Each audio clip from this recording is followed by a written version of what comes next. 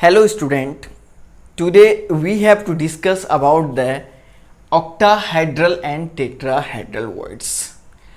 Before starting the octahedral and the tetrahedral voids, you have to learn about the what is the voids, how to define the voids. कैसे हम लोग voids को define करते हैं, ये बात आप लोगों को डिपेंड कर।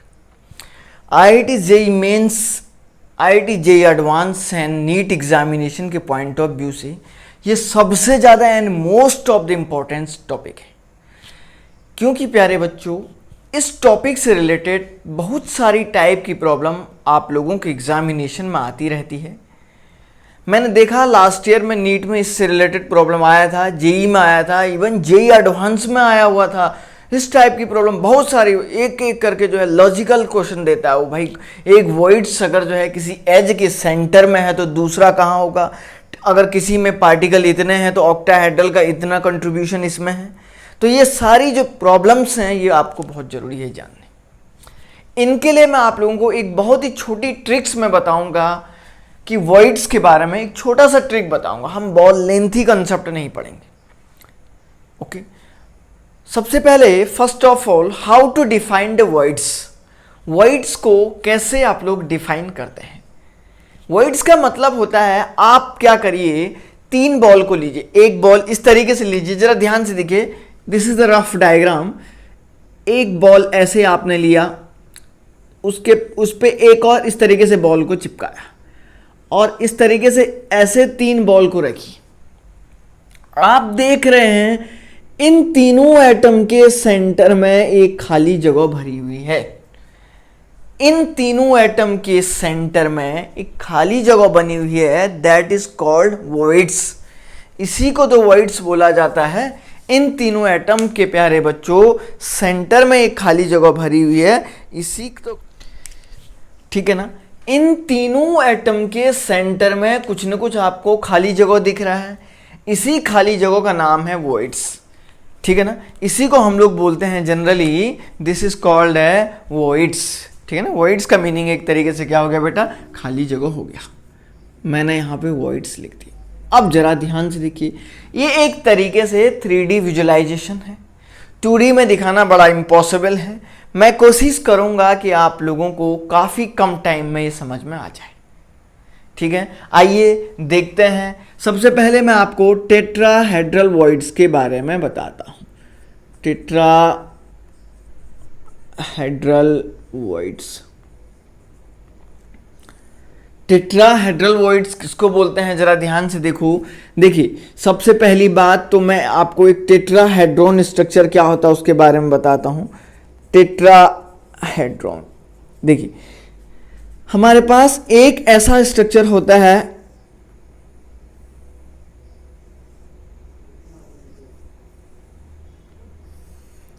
इस टाइप के स्ट्रक्चर को बोलते हैं टेट्राहेड्रॉन, या ऐसे भी हम लोग बोल सकते हैं। देखिए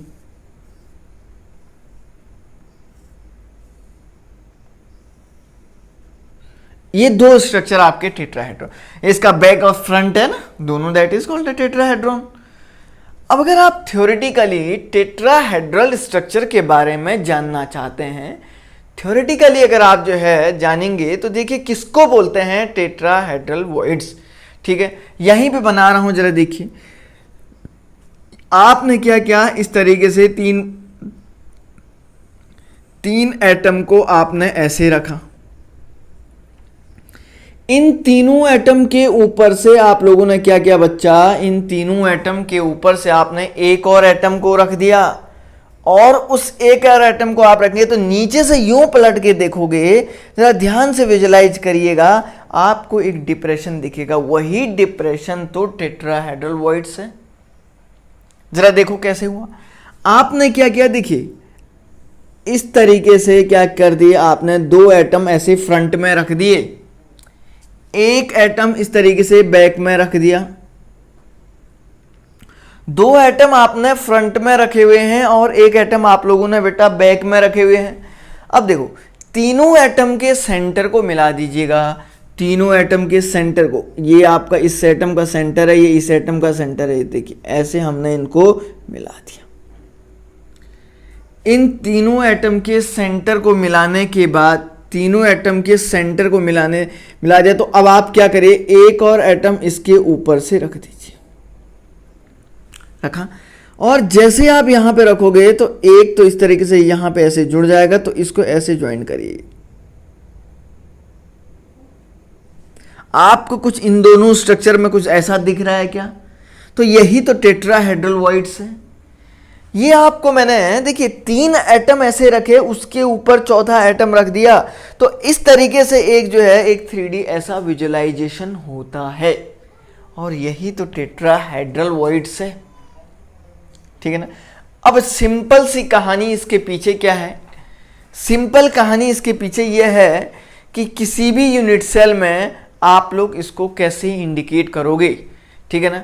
किसी भी यूनिट सेल में देखिए आपने क्या किया, एक यूनिट सेल ऐसा बनाया,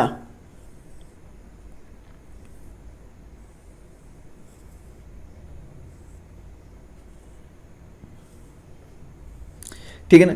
जनरली ये जो टेट्राहेड्रल वॉइड्स होते हैं, मैं यहां पे लिख देता हूं, occurs in TD voids occurs in as body diagonal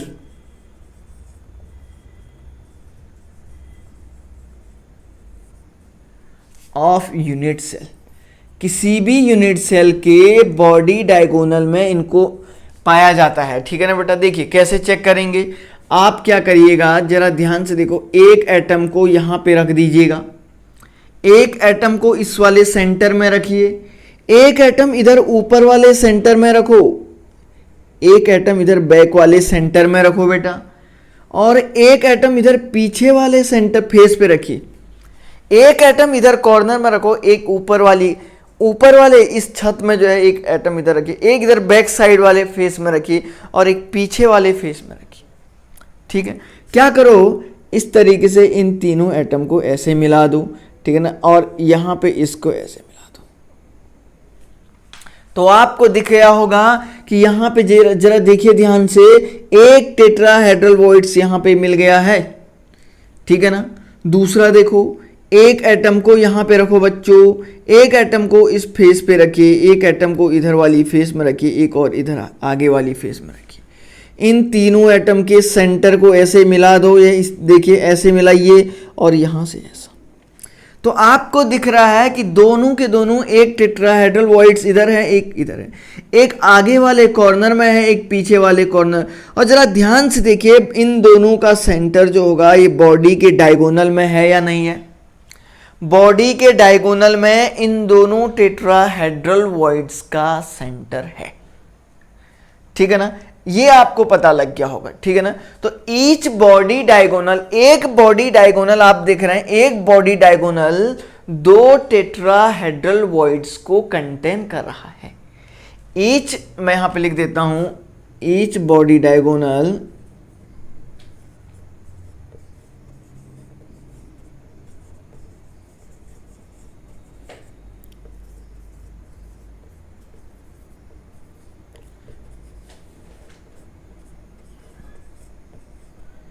each body diagonal to contain 2 tetrahedral voids।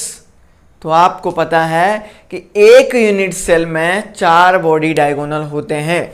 सो हम बोलेंगे number of TD voids, number of TD voids equal to 2 into 4 into contribution कितना होगा 8। एक यूनिट सेल 8 टेट्राहेड्रल वॉइड्स को contain करता है। बहुत ही simple तरीके से मैंने ये समझा दिया है, देख लीजिएगा। ठीक है ना।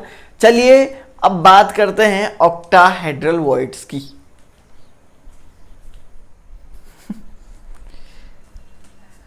ऑक्टाहेड्रल वॉइड्स, ये आपका ऑक्टाहेड्रॉन का स्ट्रक्चर है। ठीक है ना। देखिए ये ऑक्टाहेड्रल एटम कैसे बनता है, ये वॉइड्स 3 एटम को नीचे से रखिए ऐसे,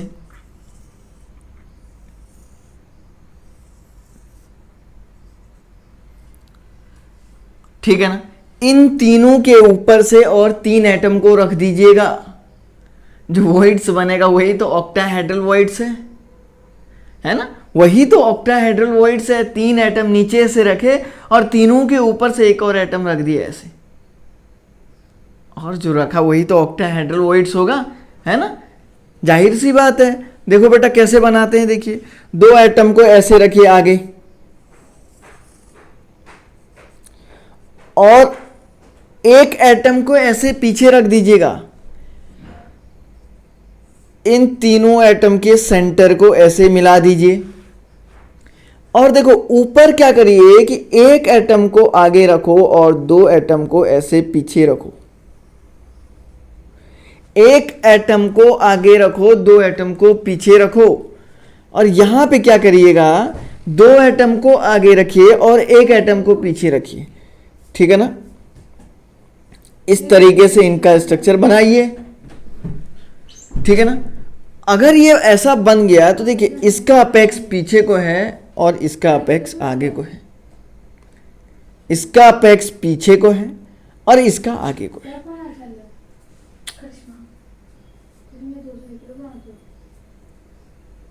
अरे तुम चुप क्यों नहीं रह रहे? इसका अपेक्स पीछे को है और इसका आगे को है। अब होगा क्या, देखिए ये वाली इसको ऐसे, इसको यहां पे मिला दीजिएगा, इसको ऐसे यहां पे मिला दीजिएगा और इसको ऐसे मिलाइए और इसको ऐसे मिला दीजिए। तो ये आपको एक ऑक्टाहेड्रॉन की तरह दिख गया है। तो इस टाइप से 3 एटम को नीचे रखा और 3 एटम को उसके ऊपर रखा, तो यही तो जो है आपका ऑक्टाहेड्रल वॉइड्स है। क्लियर हुई बात? जरा देखिए इसको यूनिट सेल में कैसे दिखाते हैं। सारे के सारे ऑक्टाहेड्रल वॉइड्स हम लोग नहीं दिखा पाएंगे क्योंकि ये थोड़ा सा 3D है बच्चों, ये थोड़ा सा देखने में इसको दिक्कत आती है।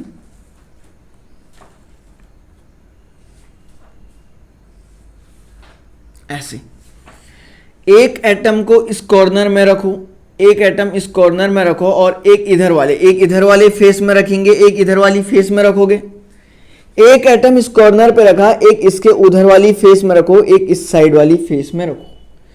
इन तीनों को ऐसे मिला दो बच्चों, ठीक है ना। अब 1 एटम को इस फेस पे रखो, एक इधर पीछे वाले फेस पे रखो और एक इधर वाली फेस में रखो, ठीक है ना। तो इन तीनों को भी ऐसे मिला दीजिएगा। ये थोड़ा सा 3D में है। अब देखो बच्चों इनको यहां से ऐसे मिलाइए इस तरीके से, तो आपको दिख गया होगा कि सर एक ऑक्टाहेड्रल वॉइड्स यहां बन गया है, ठीक है ना। तो जो इस ऑक्टाहेड्रल वॉइड्स का जो सेंटर होता है, थ्योरेटिकली जब हम लोग देखते हैं एक्चुअल में 3D में, तो इसका जो सेंटर होता है ये एज के सेंटर में होता है, ठीक है ना। तो मैं यहां पे लिख देता हूं octahedral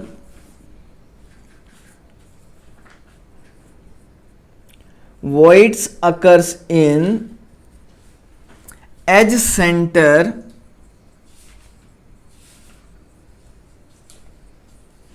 as well as body centre.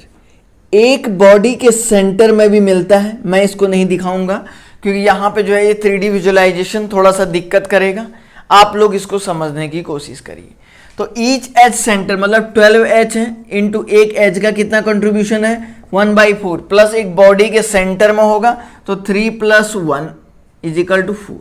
तो आपको दिखा कि एक यूनिट सेल 4 तो जो है आपके ऑक्टाहेड्रल वॉइड्स को कंटेन कर रहा है और जो है 8 किसको कर रहा है, उसका ट्वाइस क्या कर रहा है, टेट्राहेड्रल वॉइड्स को कंटेन कर रहा है। इसकी लोकेशन कहाँ है ये सबसे ज्यादा इंपॉर्टेंट है, ठीक है ना। तो फाइनली हम लोगों ने बच्चों क्या कंक्लूजन निकाला उसके बारे में मैं आप लोगों को बताता हूं, ठीक है ना। तो यहां पे हमने लिखा कि number of octahedral voids, number of ऐसे लिख देता हूं, टेट्राहेड्रल वॉइड्स = कितना होगा 8, किसी भी यूनिट सेल की बात कर रहे हैं, एंड नंबर ऑफ कितना हो गया बेटा 4। सो हम लोग लिखेंगे n यूनिट सेल कंटेन, कोई भी यूनिट सेल कंटेन करता है number and if number of particle, अगर कोई यूनिट सेल अगर नंबर ऑफ पार्टिकल को अगर n पार्टिकल को कंटेन करता है, कोई भी यूनिट सेल अगर नंबर ऑफ पार्टिकल अगर n कंटेन करता है तो उसमें नंबर ऑफ ऑक्टाहेड्रल वॉइड्स उतने होंगे जितने नंबर ऑफ पार्टिकल हैं, इक्वल टू कितना होगा n, और नंबर ऑफ टेट्राहेड्रल वॉइड्स कितने हो जाएंगे, टीडी वॉइड्स कितने हो जाएंगे 2n। इन तीनों लाइन के बेस पे आपको बहुत सारे न्यूमेरिकल सॉल्व करने हैं। इस न्यूमेरिकल को सॉल्व करने के लिए हमको डिफरेंट टाइप के प्रॉब्लम्स करने पड़ेंगे जो हम लोग नेक्स्ट लेक्चर में पढ़ेंगे। फिलहाल के लिए थैंक यू। ओके।